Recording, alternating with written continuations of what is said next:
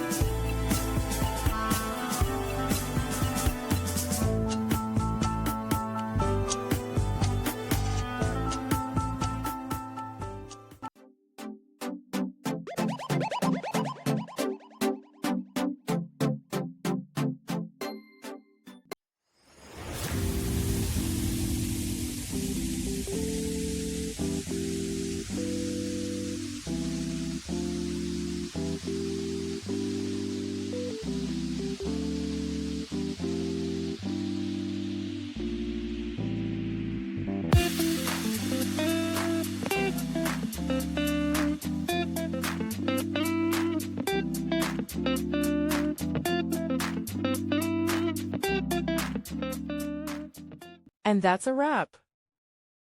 I hope you found the answer you were looking for. If you did, take a second to hit that subscribe button. It really helps out. And let me know in the comments which solution worked best for you. See you next time in the debug zone.